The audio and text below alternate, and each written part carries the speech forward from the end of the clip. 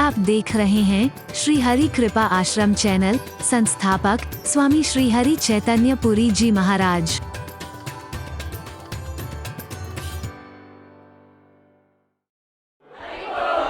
तो अभी तक तुम कहते थे वापिस चलो, यहां दाल गलने वाली नहीं है, पर मैं कहता था कि अपना काम तो करके जाएंगे। पर भैया अब तो मैं कह रहा हूं तुम वापिस चलो। अरे यार, हम सचमुच में जब आए इन्होंने कहा शिकारी आएगा, जैसे हमने जाल बिछाया इन्होंने कहा जाल बिछाएगा, हमने दाना डाला अब कह रहे दाना डालेगा। अब जो कह रहे थे ना पहले चलो चलो चलो, अब वो कह रहे ठहर जा भैया, एक मिनट देख तो सही जरा उधर। फुदकते हुए आ रहे हैं, फंसेंगे नहीं, फंसेंगे नहीं, फंसेंगे नहीं, फंसेंगे नहीं, फुदकते फुदकते ये बोलते हुए आ रहे हैं और आकर के दाना चुगने लगे, जाल में फंस गए। अरे बोलना, अब गलती नहीं होगी हमसे, अब गलती नहीं होगी, अब हम नहीं फंसेंगे।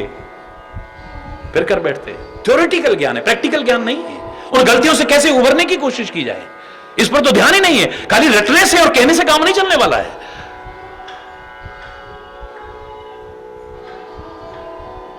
सीता जिस तरह से यहां रह रही है बिल्कुल आपने बता दिया, पर मुझे कैसे मिलेगी ये बताओ ना।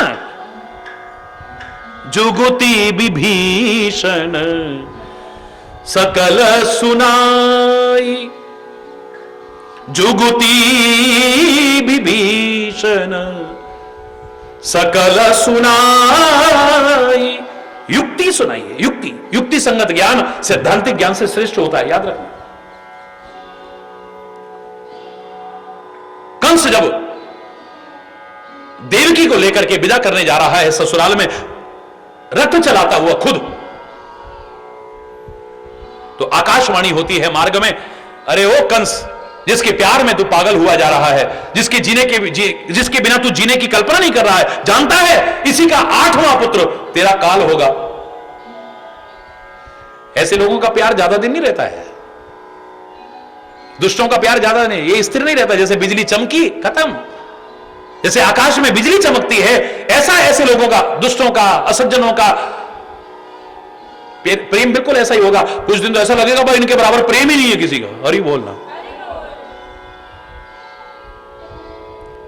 खल के प्रीत जथा थिर नाही, दामिनी दमक रहे न घन माही।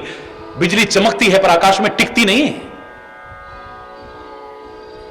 ऐसे ही दुष्टों का प्रेम, गलत मार्ग पर चलने वालों का प्रेम स्थिर नहीं रहता है। बिजली की तरह कुछ दिन चमके, जरा देर चमकेगा, वह उसके बाद में स्थिर नहीं रहेगा। कभी कब खत्म हो जाएगा पता ही नहीं चलेगा। जहां अपने स्वार्थ में बाड़ा पड़ी, प्यार खत्म। जहां अपने मन के अनुकूल नहीं हुआ, प्यार खत्म। अरे बोलना, जो देवकी से इतना प्यार करता, तलवार निकाल ली है, अब नंगी तलवार निकाल करके गर्दन पर रख दी। अब इस समय सैद्धांतिक ज्ञान अगर वसुदेव जी सुनाते, गर्दन कट जाती और कृष्ण का अवतार होने में कितनी बड़ी बाधा आ जाती। बोलो, देखो भाई, नारी पर हाथ नहीं उठाना चाहिए, नारी का वध नहीं करना चाहिए, हिंसा तो किसी की भी नहीं करनी चाहिए। फिर ये तुम्हारी बहन है और फिर तुम इससे इतना प्रेम करते हो, इसे मत मारो, तुम तलवार को वापस हटाओ, इतनी देर में तो कट के नीचे। सैद्धांतिक ज्ञान नहीं सुनाते। एक क्षण के अंदर जब तक गर्दन कटे उससे पहले पहले ही एक लाइन में बात कही, देखो भैया तुम्हारा विरोध देवकी से नहीं है, इसकी 8वीं संतान से है। मैं तुमको वचन देता हूं, तुम इसको मत मारो, इसकी 8 संतानें होने दो, मैं 8 तुम्हारे हवाले कर दूंगा, चाहे तुम उन्हें जिंदा छोड़ना चाहे मार देना। और राक्षस के समझ में आ गई बात। अरे बोलना, जोर से बोलो ना। अगर सिद्धांत की बात करते करते इतनी देर में तो गर्दन कट जाती भाई। जुगुति विभीषण, संत क्या करते हैं? युक्ति बताते हैं। महापुरुष क्या करते हैं? युक्ति बताते हैं। जो लाख प्रयास करके तुमने कहा सहज में पा जाते हो। युगुति विभीषण सकल सुनाई। किस तरह से तुम सीता तक पहुंच सकते हो, किस तरह से सीता को पा सकते हो, बस उसको सुनते ही फिर फालतू टाइम बर्बाद नहीं करा है। ये नहीं कि अब और बातों में बैठ गए। चले पवन सुत विदा कराई, एक क्षण भी व्यर्थ में नष्ट नहीं किया है। व्यर्थ के वार्तालाप में, व्यर्थ की बहस में, व्यर्थ की किसी, कोई एक क्षण भी नष्ट नहीं किया है। एक तुरंत चल दिए, चले वो पवन सुत विदा कराई, विदा करके आगे चल दिए।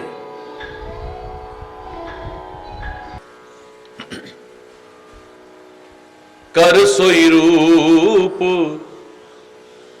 गयो पुनीत हवा, बन अशोक सीता रह जयवा। फिर वही छोटे से बन गए, छोटे से मेरे पवन पुत्र हनुमान जी, वही अति लघु रूप धारण करके फिर वहां चल दिए हैं जहां अशोक वाटिका में सीता जी रहती हैं। अब ध्यान देना, बहुत सुंदर वाटिका है।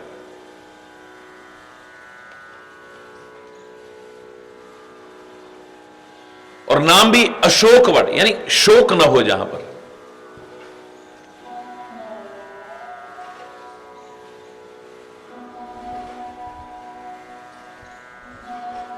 लेकिन परमात्मा से दूर रह करके चाहे अशोक वाटिका में भी जीव रहे पर शोक मग्न रहेगा। शोक मग्न है सीता इस।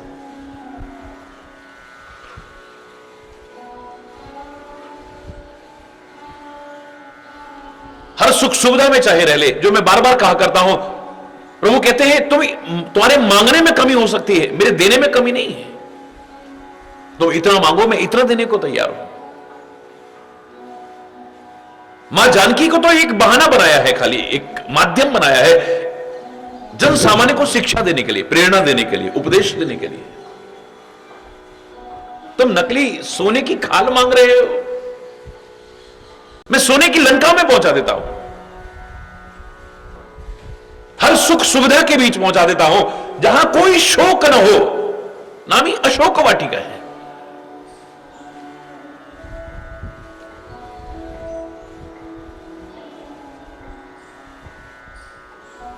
लेकिन मेरे से दूर रह करके सब कुछ पा जाओगे, पर सच्चा सुख और आनंद नहीं पा सकते हो। सुख के साधन पा सकते हो, सुखी नहीं हो पाओगे। ऐ संसार के जीव परमात्मा से विमुख होकर के चाहे जो तू पाले, परमात्मा से दूर होकर के भी ऐसा नहीं कि तू धन नहीं पा सकता, संपत्ति नहीं पा सकता, जायदाद नहीं पा सकता, सब कुछ पा सकता है। लेकिन राम विमुख संपत्ति प्रभुताई, जाए रही पाई बिनु पाई। जो पाई हुई संपदा है और जो बिनु पाई यानी अभी प्राप्त नहीं किए, पा सकते थे, उस सब से वंचित रह जाएंगे।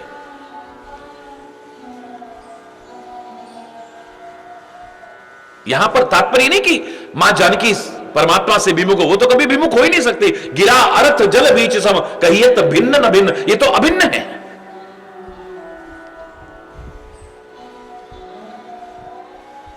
राम और सीता तो अभिन्न तत्व है, अभेद, कोई भेद नहीं है इनमें। जैसे वाणी में और अर्थ में कोई भेद नहीं है, जल और तरंग में कोई भेद नहीं है, अभिन्न है दोनों। ऐसे ही राम और सीता अभिन्न तत्व हैं, कभी दूर नहीं हो सकते, विमुख नहीं है। लेकिन एक जन सामान्य को सिखाया है कि तुम जब संसार की वस्तुओं को चाहते हो, पदार्थों को चाहते हो, संसार को चाहते हो, वो भी संसार के मालिक से दूर होकर के, चाहे वो एक क्षण के लिए भी दूर ही हो।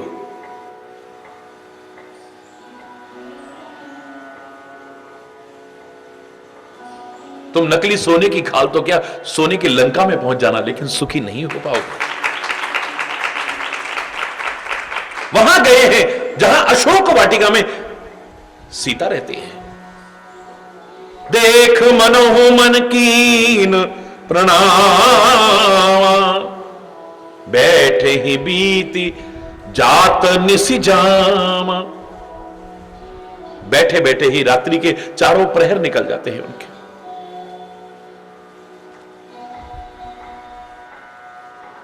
मनी मन में प्रणाम किया है।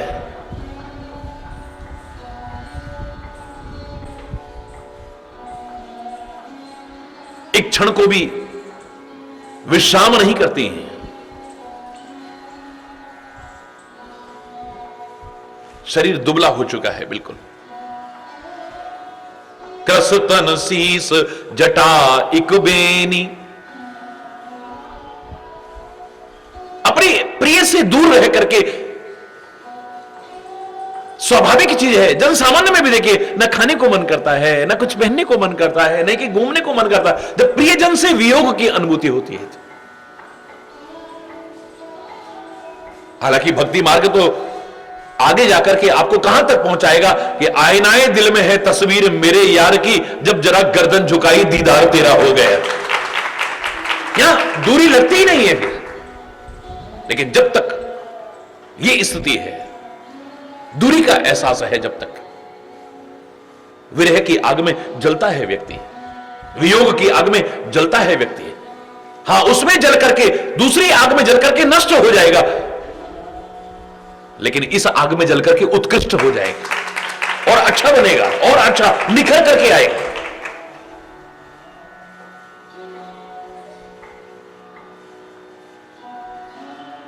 जलना अच्छी चीज नहीं है। ईर्ष्या में मत जलो, क्रोध की आग में मत जलो, द्वेष की आग में मत जलो, बदले की आग में मत जलो। जलना ही है तो दीपक की तरह तिल तिल करके जलते हुए भी लोगों को प्रकाश देने की कोशिश करो, अंधकार से बचाने की कोशिश करो, उन्हें ठोकरों से बचाने की कोशिश करो, और या फिर विरह की आग में चलो। हरि बोल। वियोग की आग में।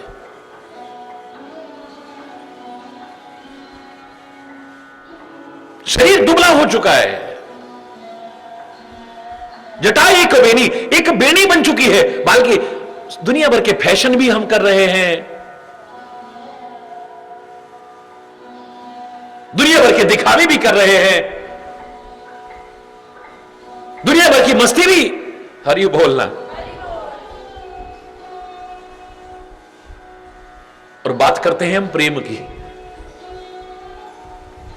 प्रभु से दूर होकर के, अपने प्रेमास्पद से दूर होकर के क्या अच्छा लगेगा। बालबिनी एक बेनी सी बन गई है, यानी श्रृंगार अच्छा नहीं लगता है। फिर श्रृंगार कोई बुरी चीज नहीं है, श्रृंगार कोई बुरी चीज नहीं है। मेरे परमात्मा को भी हम श्रृंगार कराते हैं,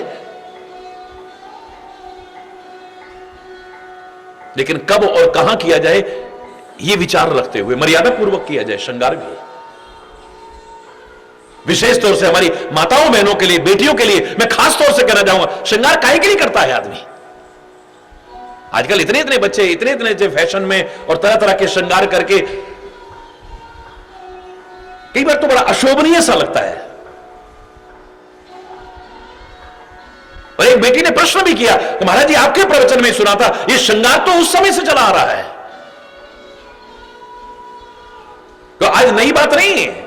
श्रृंगार का वर्णन सतयुग में भी मिलता है, त्रेता में मिलता है, द्वापर में मिलता है, आज कोई नई चीज नहीं है। रास पंचाध्यायी में आप देखेंगे तो गोपियों के हर श्रृंगार का वर्णन है, आंख के काजल का वर्णन है, बिंदी का वर्णन है,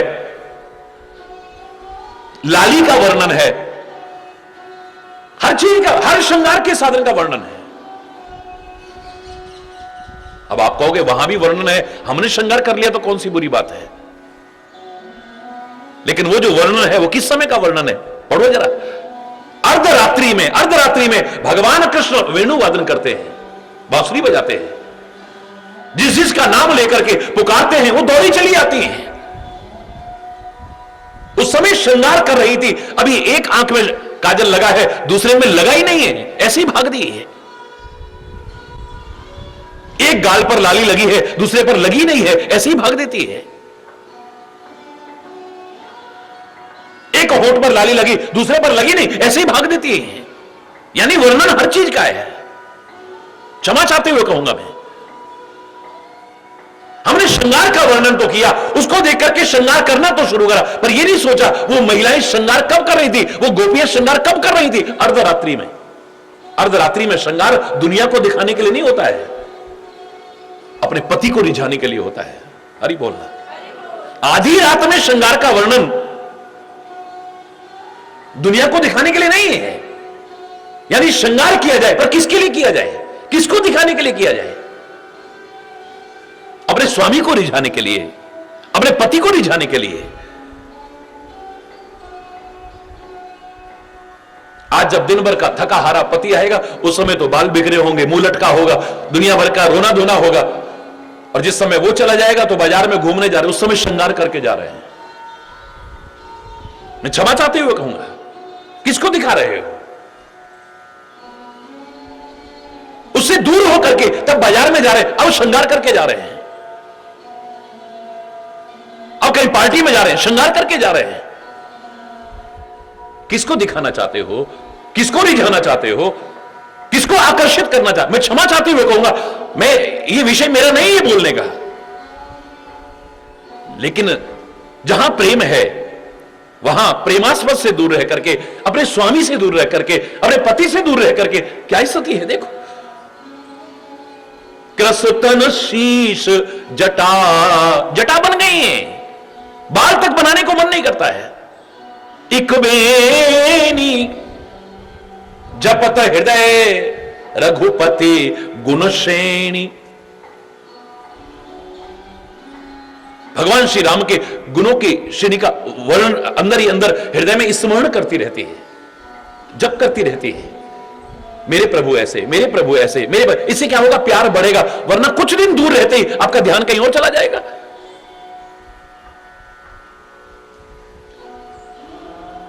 विरह के समय को निकालना क्या मजाक समझ रहे हो आप? भगवान श्री राम के सबसे प्रिय प्रेमी का वर्णन जब करते हैं, भरत जी का जब वर्णन करते हैं, तो क्या कहते हैं? प्रेम अमीय मंदर विरह भरत पयोधि गंभीर, मथ राख्यो सुर साधु हित कृपा सिंधु रघुवीर।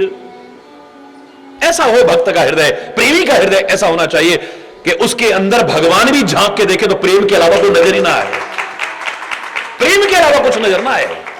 हमारे अंदर कोई झांकने, खुद भी अगर शांत होकर बैठेंगे, कई बार हमें शर्म आ जाएगी कि हम अपने आप को समझते क्या है, लोग हमें क्या समझते हैं, लेकिन हमारे विचार कैसे दूषित है, हमारे चिंतन कैसा दूषित है, हमारी भावनाएं कितनी दूषित हैं और हमारे कर्म कितने दूषित हैं। हरि बोलना। कई बार स्वयं ही आत्मग्लानि होगी हमें। भगवान तो झांक के देखेगा तो पता नहीं। हरि बोलना।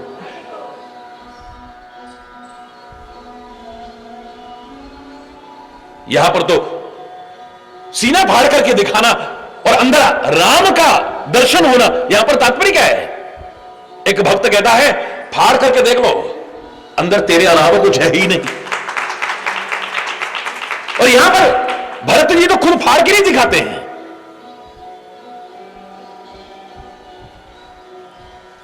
राम स्वयं भरत के हृदय का मंथन करते हैं। भरत रूपी सागर का कृपा सिंधु भगवान श्री राम मंथन करते हैं। वहां पर मंदराचल पर्वत की आवश्यकता पड़ी थी जब समुद्र का मंथन हुआ था। यहां पर मंदराचल पर्वत क्या है? विरह का मंदराचल। 14 वर्ष की अवधि, इतने समय आदमी दूर रहे ना, प्यार व्यार सब खत्म हो जाते हैं। गंगा गए गंगादास, यमुना गए यमुनादास। हरि बोलना।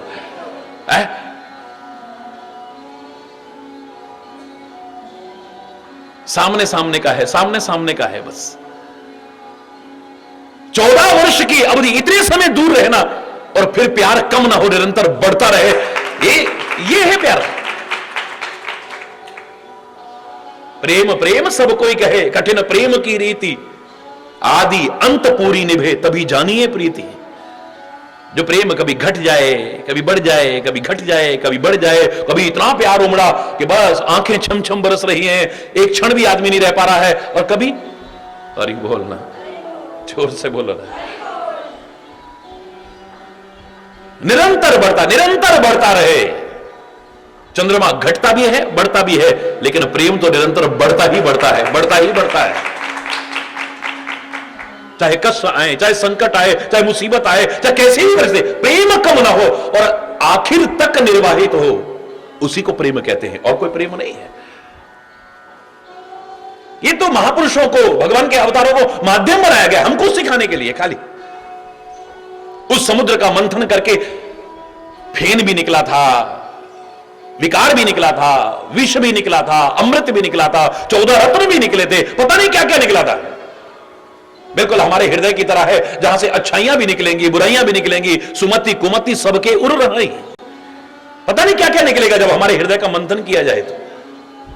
लेकिन सच्चे भक्त का, सच्चे प्रेमी के हृदय का मंथन दुनिया तो क्या, दुनिया का मालिक भी करके देख ले, प्रेम के अलावा कुछ नजर ही नहीं आ सकता है।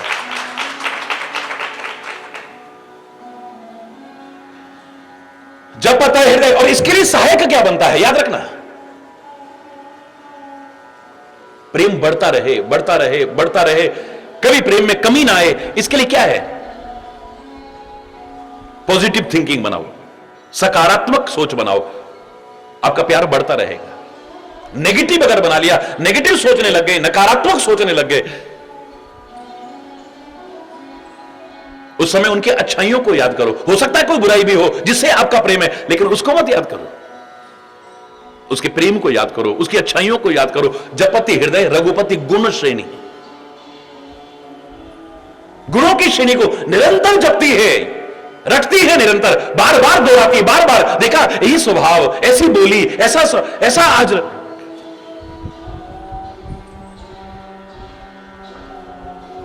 निरंतर प्रेम बढ़ेगा, कभी प्रेम कम नहीं हो सकता है आपका। फिर ये नहीं कि सामने कुछ हो और पीछे कुछ हो, ये नहीं है, चाहे दूर भी रहे, ये नहीं कि कोई देखेगा तभी हम अच्छे आचरण को रखें, अच्छे स्वभाव को रखें, अच्छी बोली रखें, अच्छा खान पान रखें, कोई हमें ना देखे तब भी हम दुनिया को दिखाने के लिए नहीं, अपने लिए है। प्रेम दुनिया को दिखाने के लिए नहीं है।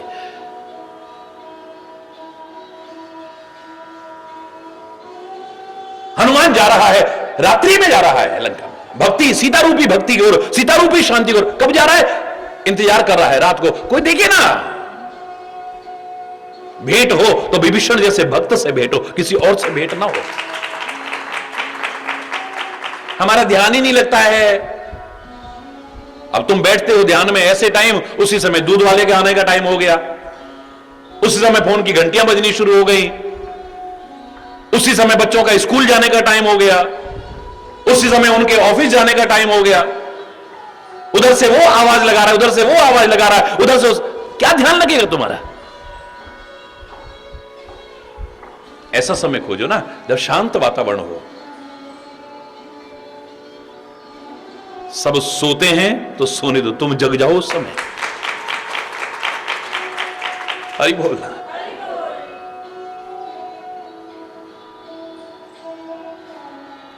ये दुनिया को दिखाने के लिए नहीं है। दुनिया हमें भक्त समय, दुनिया हमें प्रेमी समझे, नहीं। जिसके लिए कर रहा हूं वो देख लेगा, और वो बिना देखे भी देख रहा है। ये को दिखावा करने से नहीं होता है। और मैं नहीं कह रहा कि सामने जो भगवान का नाम लेते हैं, सामने जो जप करते हैं, सामने वो हमेशा दिखावा ही करते हो, मैं नहीं कह रहा, मैं ऐसा नहीं कह रहा हूं। लेकिन कोशिश हमारी ये रहे कि दुनिया देखे ना देखे, पर जिसको दिखाने को बस वो देख ले। दुनिया हमें भक्त समझे न समझे, लेकिन जिसके लिए हम कर रहे हैं उसकी नजरों में हम हरि बोलना। और ये नहीं कि सामने सामने ही दिखा, निज पद नयन दिए, आंख उठा के भी नहीं देखती इधर उधर, हरि बोलना। किसी का चेहरा तक नहीं, दूर रह करके देखिए क्या स्थिति है। कुछ देखने को मन नहीं करता है। एक रूप इन आंखों में बस गया है, और किसको देखूं मैं। आंख चरणों की तरफ रहने का तात्पर्य क्या है। पहला तो वो है, इंसान वो है जो एक बार गलती होने के बाद दोबारा गलती को रिपीट नहीं करता, रिपीटेशन नहीं करता, पुनरावृत्ति नहीं करता है गलती की, कि बार बार गलती, बार बार गलती, बार बार गलती। वो इंसान कहलाने के लायक नहीं होता है। जिंदगी में जिससे एक बार भी गलती हुई है, उस गलती को सुधारे और फिर दोबारा न दोहराए, वही इंसान कहलाने का अधिकारी हो सकता है। भगवान सामने बैठे थे, एक बार नजर इधर उधर चली गई थी, उसका परिणाम यह है, यहां तक पहुंच गई है। अब दोबारा कोई गलती ना हो जाए, आंख उठा के नहीं देखती है। इंसान वो है, दूध का जला तो छाछ को भी फूक फूक के पीता है, पर हम रोज छाछ, अरे बोलना, हम दूध भी फूक के नहीं पीते हैं, अरे बोलना। फिर जलते हैं, फिर जलते हैं, फिर जलते हैं, फिर जलते हैं, बार बार जलते हैं। एक बार बार गलती, एक बार गलती हुई है इन नजरों से कि हिरण की तरफ ध्यान चला गया, यह परिणाम हुआ है। निज पद नयन दिए, मन राम पद कमल लीन। निज पद नयन दिए, ये आंखें इधर उधर नहीं झांकती हैं। कईयों की आदत होती है बस ये कहते कौन आ रहा है, कौन जा रहा है, किसने क्या पहन रखा है, किसने क्या, बस इसी पे ध्यान। सत्संग में बैठकर के तब, हालांकि मैं तो देखता हूं लोग इतने आनंद विभोर हो जाते हैं कि उन्हें होश नहीं रहता है, अपना भी होश नहीं रहता अधिकांश लोगों को। लेकिन जो ऐसे हैं उनकी सोचो क्या हालत होती होगी।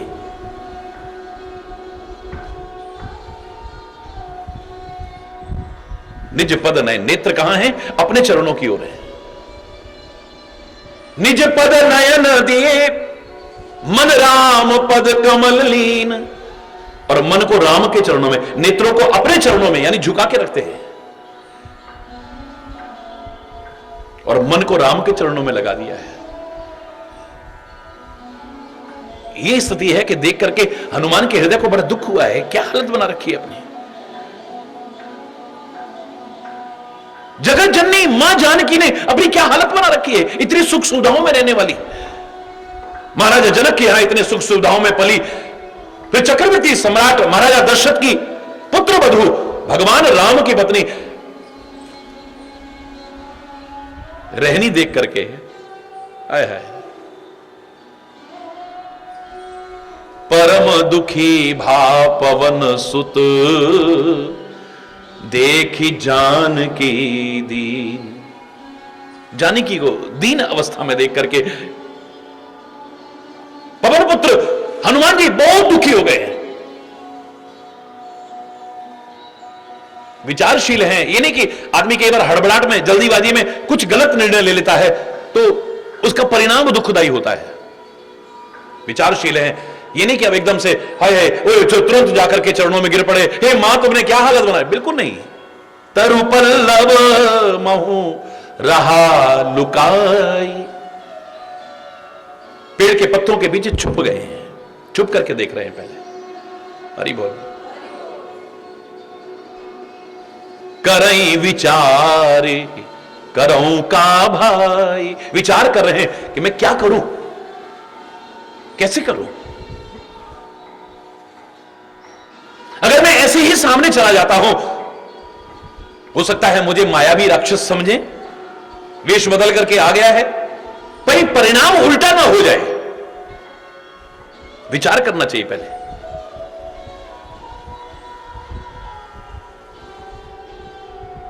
मैंने कल भी आपसे कहा कि एक बुद्धिमान व्यक्ति, समझदार व्यक्ति कुछ भी करने से पहले विचार करता है, कुछ भी बोलने से पहले विचार करता है, किसी से संबंध बनाने से पहले विचार करता है,